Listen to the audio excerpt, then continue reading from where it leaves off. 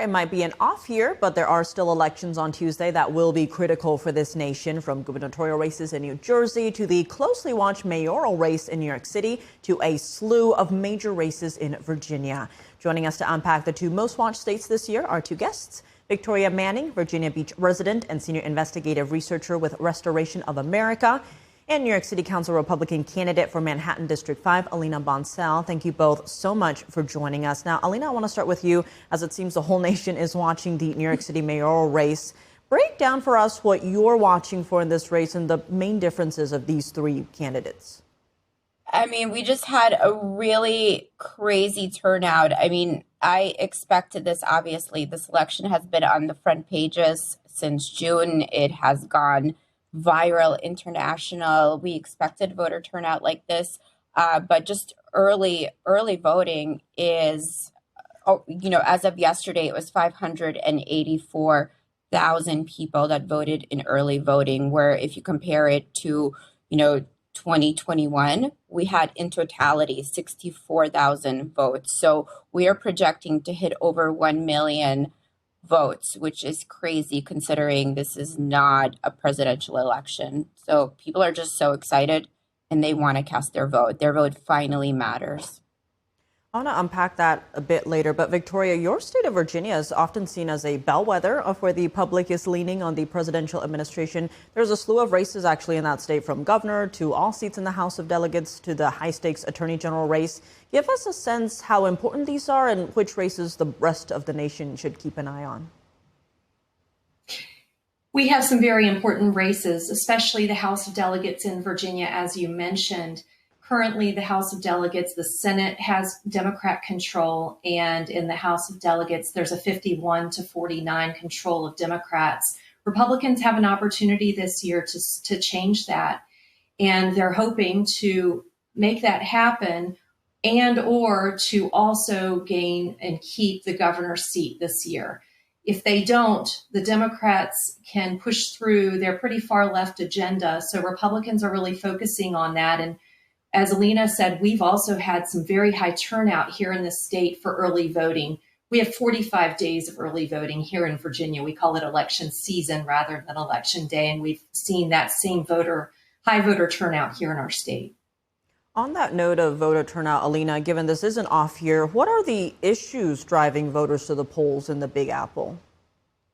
So we looked at the early data right now, and we're seeing that the average age of a voter is 52 years old. And these are the voters. And I've been out in the streets. I've been speaking to many. They're very scared of, obviously, Zora and Mandami. They're worried about their tax burdens going up. They're worried about anti-Semitism rising. I live in an area where there's a lot of Jewish residents. They're worried about public safety. If he is going to be mayor, what is this going to happen? Is our police force going to resign? Their morale is going to get lowered. So they're coming out in droves and they're voting because they are scared. And that is the number one driver. They are scared. I want to dig into that a little bit. But Victoria, first, what about in Virginia? What's bringing people to the polls in Virginia? Similar issues to New York or different ones?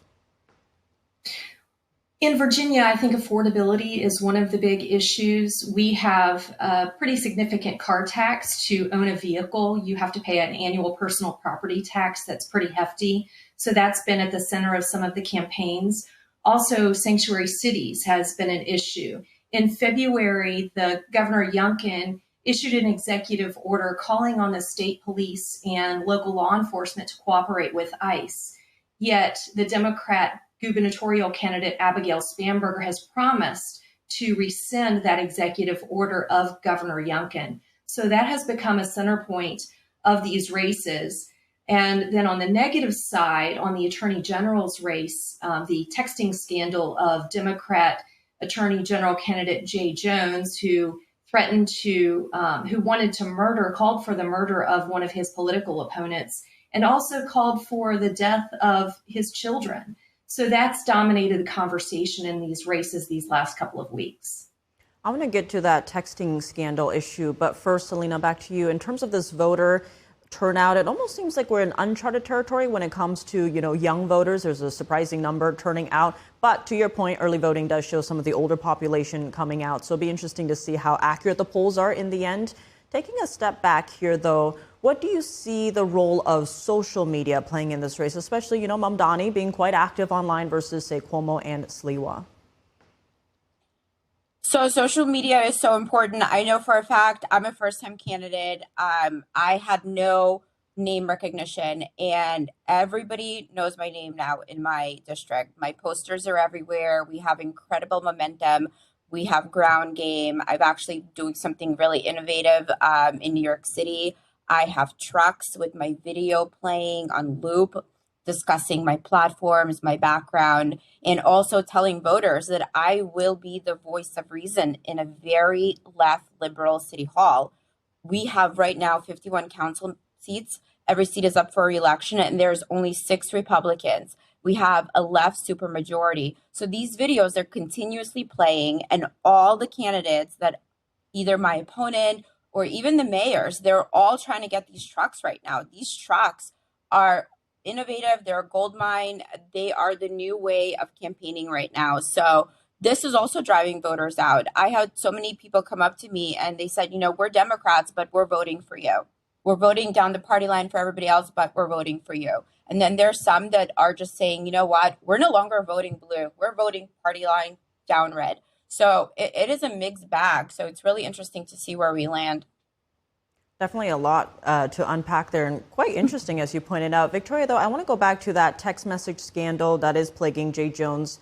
How has that been playing out in the state? Is that affecting other races in Virginia? I do believe it is affecting other races. Jason Miyares has seen a big bump in his campaign. He is now ahead by most polls by at least 5 points. And we've seen the governor's race as well as lieutenant governor's race tighten. The last poll that I saw from just a couple of days ago has Winsome Earl Sears just 4 points behind. And a few weeks ago, she was over 10 points behind. So I do think that that is impacting the other races because there has not been one Democrat who has called for Jay Jones to pull out of the race. So I do think that that is significantly impacting those races. And Alina, as you mentioned, there's that supermajority right now that the Democrats have in New York City. Given that the polling is showing Mamdani still in the lead right now, talk to us about what happens to New York City if he does become mayor. Can he do all the things he's promising, like raising taxes, government grocery stores, free buses, freezing rent? So this is actually a very big disconnect that I feel that media in our city is doing a disservice. They're not really educating voters, and a lot of them are scared because they believe that he can do all of this when the reality is that he can't, because any piece of legislation has to first go through City Hall. However, if we reelect the same left supermajority, then guess what? They're going to do what he proposes, right? And that is the real danger. So that is our opportunity to elect new people, me, like myself, who's running on the Republican ballot. There's a lot of people running on the independent ballot. As long as we have 26 reasonable voices, right now we have only 6 Republicans running for re-election, then we have a way to slow him down and stop him, because in reality, he cannot raise the taxes. He cannot create government-run grocery stores. He cannot, do anything that he has been so publicized to want to do, because we have a firewall in that City Hall. Definitely a lot to watch for there, for sure. Victoria, expanding on that, actually, given your own research here, what do you think is missing from these conversations, whether that's in New York or Virginia or elsewhere, as people head to the polls? So I think one thing that we need to highlight is what happened this week in the state legislature. The Democrats called back a special session and they voted and pushed through some redistricting measures. It's the first step toward a constitutional amendment to change our redistricting procedures. Just a few years ago, Virginians voted overwhelmingly to have a bipartisan commission that would construct district maps for redistricting.